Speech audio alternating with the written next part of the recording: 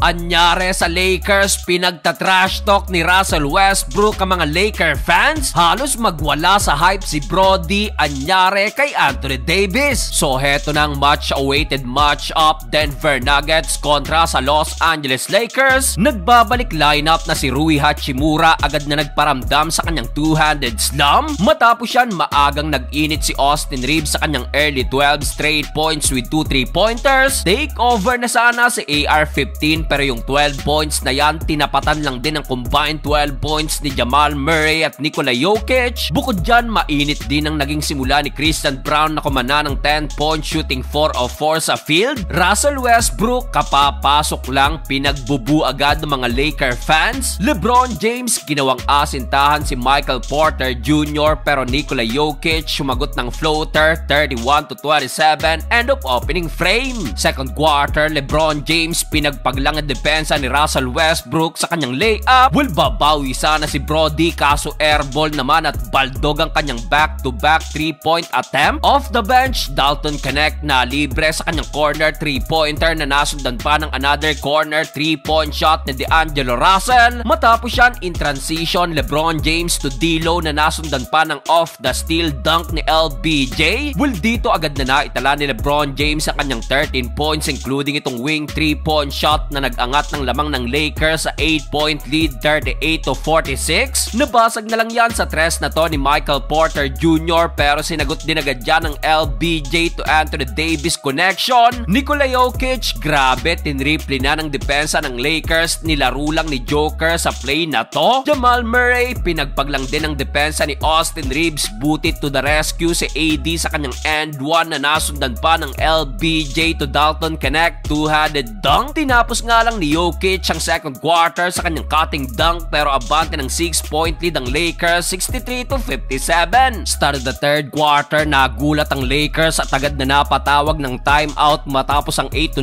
run ng Denver Nuggets. Naputol na lang yan sa back-to-back 3-pointer na to ni Cam Reddish at Austin Reeves. Under 7-minute mark, diretso dag out si Jamal Murray matapos masundutan sa mata sa play na to ni Anthony Davis. Pero despite of that, nagtuloy-tuloy pa ang run ng visiting team. Takeover mode si Michael Porter Jr. na nagtala ng 13 points this quarter. Karamihan sa puntos na yan nakuha ng Nuggets mula sa pasa ni Russell Westbrook na meron ng 10 assists. Hype na hype pa si Brody sa kanyang putback slam at dito may pabaon pang flying kiss si Westbrook sa mga Laker fans. Natapos ang third period, nabaon sa 16-point lead ang Lakers, 94-78. Fourth and final quarter, nakabalik pa si Jamal Murray para sa Nuggets at heto, alley-oop dunk to DeAndre Jordan. Nasundan pa yan ng in-transition dunk ni Christian Braun. Well, dito sinubukan pa namang humabol ng Lakers na pinangunan ni Rui Hachimura kaso kulang na kulang ang naging production ni AD na nagtala lamang ng 14 points. Napakalayo sa kanyang average na 30 points per game at sa huli, talo na naman ng Lakers. Pinagta-trash talk pa ni Brody ang fans ng Los Angeles Lakers.